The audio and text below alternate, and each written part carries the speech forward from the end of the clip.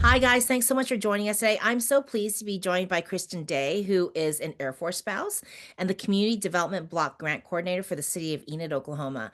We have had the best time talking before this interview. We've had such a great time that we kind of went over on time because Kristen and I share so many parallels in our lives.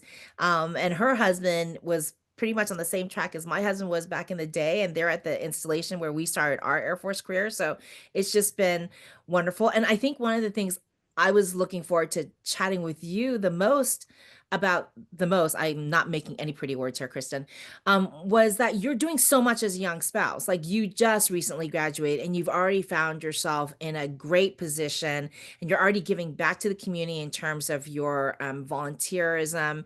And I'm so excited for people to hear more about your spouse journey. So can you tell us a little bit about when you met your husband and then what led you to this job? Absolutely. And thank you for your kind words. That's in no part just because of me. I've met a lot of really great mentors along the way. But yeah, my husband and I, we met back in high school in Pennsylvania, started dating our senior year. And then my husband went through the Air Force Academy the next year, and we dated all throughout the academy while I was going to the University of Delaware. And then shortly after graduation, got married, went on like a whirlwind honeymoon, started moving our stuff. And then, like a month later, was officially at Vance Air Force Base. So originally, back when I was in college, I loved doing different kind of research through our disaster research centers, studying international relations, and was just really interested in how like the law intersected with international relations and public policy, and interned at a public policy institute that was housed at the University of Delaware.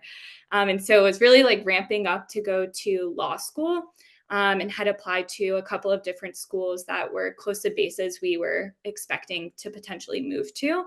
And then found out we were going to Vance Air Force Base, which, if you're unfamiliar, is a pretty rural area, about an hour and a half away from Oklahoma City, in a small town, 50,000 people. And so I quickly realized that law school might be best to put on hold, especially since pilot training was a shorter time. And so I started my career working for a nonprofit, doing disaster resilience work. And so if there was a wildfire, if there was, unfortunately, a mass shooting that happened, I was the person reaching out to our local chapter in those areas and supporting them through the process of recovery and relief efforts. So it was a really interesting start to my career, one that I didn't expect going to law school, but I learned so much about the nonprofit sector. I'm trying to think, managing grants, and getting to work with a lot of really creative local leaders all across the country, and at international chapters as well. And so it was a remote position, which as a military spouse kind of feels like you struck gold, right? It's flexible, it's portable. And then leading up to expecting our second assignment, I went through my law school application process again. So again, applied for all different kinds of law schools near bases we thought we might be going to. And then we found out we would be staying where we were for a couple of years, which we weren't expecting, but we were like, okay, like I was like, I'm gonna go all in, and like lean in even more, maybe when it's something you didn't expect to happen. And so I was accompanying my husband, TDY, down in Texas, and I saw a position come up working for local government, back where we would be stationed. And I thought, like, wow, how much more all in could you go than working for city government at the place you're stationed at? So ended up very fortunate getting the position. And so now I manage a federal grant for the city that benefits low to moderate income individuals all throughout our city. So I get to work with nonprofits now as a funder, to fund different programs, facility improvements to parks, homeless shelters, affordable housing projects. And have been really fortunate to get to work now in the public sector. So it's been a really fascinating transition. And I love getting to learn so much more about our community, which I didn't really get to see in that, working remotely at first here. So it's been a good transition. But that's not all you do. Can you tell us a little bit about your volunteer positions too? Yes, absolutely. So I love to volunteer. When I first got here, we have a really active spouse community on base, and so even just as like extra hands on a project, we had two leaders on our base who really wanted to create something called the spouse space, and essentially it was a space that it was physical space. Kind of extended by the CCAC on base, to be utilized as like a co-working and community building space for spouses. And so Ann Parker and Meg Hughes were the two who led that effort, with leadership from the base itself to open it. It was like a huge milestone. Like it was a space dedicated just for spouses. And it was so great being able to just like help plan for our grand opening, bring furniture in, like scrape stuff off the walls before we started painting. But it was also a really great opportunity to see firsthand how maybe if there's things that you hope to see change in your spouse community, how it could be approached through working with like leaders through base, with other spouses who might have more of an active voice or ability to corral the masses, to work towards a collective vision.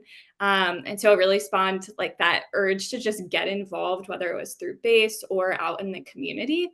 And so I joined our spouses board, um, through base, and really loved getting to we have an annual event that helps raise funds for scholarships for military dependents and spouses, and just getting again to like meet other spouses who might have been in the Air Force a little bit longer and like see their leadership as a model for how to get involved. And then when I returned from Texas, I was super excited to co-teach a citizenship class at our local library. So it was a really great opportunity to learn from our students who might be, seeking citizenship, and they might have come from different countries all across the world, and just getting to learn more about their culture and what their transition into living into the U.S. looked like, and kind of like I love studying international relations and being around individuals from other countries, cultures. And so it's a really great opportunity to be able to do that in our own community. I love that. So you're able to satisfy your need to work in the international space through your volunteering. And I Absolutely. absolutely love your focus on strategic volunteering because it's something we talk about all the time at NMSN. So I'm going to put you on the spot and ask you if you can expand upon that a bit in terms of what kinds of volunteering opportunities people should look for and how they get connected. Absolutely. So there's so many different types of ways you can get involved, and I kind of think about them in three different buckets.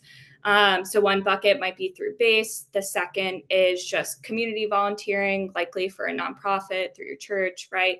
And then the third bucket might be through like elected public service, or appointed public service. And so through base, a really great way to get involved is if there's any spouses groups, maybe it's like a hobby or interest group.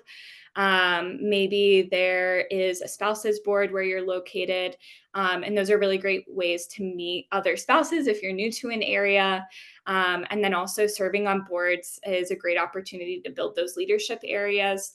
Um, and I like to think about ways you could connect it back to your career goals. So for example, maybe you studied finance and you moved to an area where maybe it's just not the phase of life you're in to work full time in that industry. But maybe you could serve as a treasurer, on your board. And maybe if the board is a nonprofit and you're a tax accountant, maybe you help them do their 990 every year, right? So there's a lot of different ways that you can strategically grow those skills, even if you're not actively working in that space. And so, again, it's also a really great way to network with other spouses, who maybe have experience getting a job on the GS pay scale, who you might be able to ask, hey, how'd you do that? What are the resources, right? So, a lot of informal networking as well. And then volunteering out in your community is such an amazing way to also build those skills, give back to the community that is I don't want to use the word hosting your base, but right, they're the ones that see the influx and turnaround of all the people through the base. So to give back to that community is really wonderful. And coming from the nonprofit sector, there's so many ways to get involved, whether it's through just regular volunteerism opportunities. I think about like if you have a personal interest, maybe it's theater, for example, maybe it's sports and recreation. There might be some really great like community theaters who need volunteers for show nights. Right. Maybe they need a board member on their local board. Maybe you miss playing on a rec league back from school, and there's a way to volunteer as a referee through a local sports league. So there's ways to like pursue that personal interest that you have in your local community.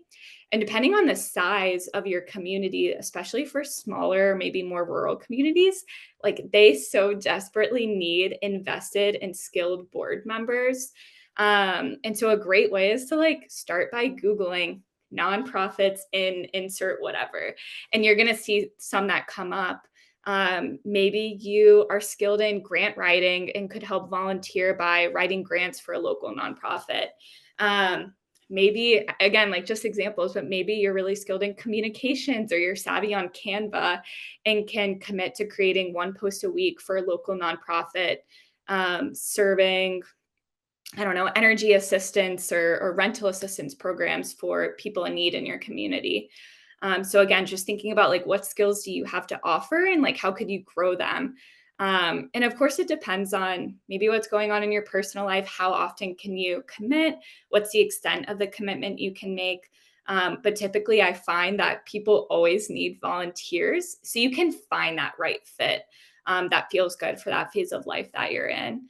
And then That's Yes, yes. And then lastly, I was going to say, in terms of running for or being appointed to local office, or maybe it's state office, maybe it's federal, right? Like there's so many options there. But one thing I will say, working for local government that I learned like in the past year is that oftentimes there's these boards and commissions that maybe don't make the headlines. Maybe it's your tree board. Maybe it's, another great example is you might have a development authority for the base where you're located at. And oftentimes on the city's website, they will list here are the members that are on this board. And it might be someone with experience in real estate, somebody with experience in finance. And then sometimes they hold positions just for citizen, right? Anyone in the community. And those might be appointed positions, but just by going to your city's website, you can look at the boards. They'll have information about terms and cycles and submitting an application. And I think if you're thinking about it and maybe you think you're underqualified, I can guarantee you're not. You should look into it because people love when they have concerned citizens who are well informed, knowledgeable, that are willing to serve their community in that capacity. And so that's one that I've recently learned about that I would highly encourage people look at when they're at their new or maybe old station. And, the other thing is the only thing they can say the worst thing they can say is no, and sometimes they'll say, "Not for this opportunity, but we have another one that you'd be perfect for," and so that's a great tip. So, I wanna go back to your career a little bit because I totally your story totally resonated with me, and, having to make that career pivot is tough. Your attitude is great though, because 'cause you're just starting out and you have a fantastic attitude, so I think just reading your story, one of the key elements was that you use the resources that are available to you. How did you, as a young spouse, know about the resources that supported your career pivot? And what tips would you have for other young spouses just starting off in their career regarding finding those resources that could support them?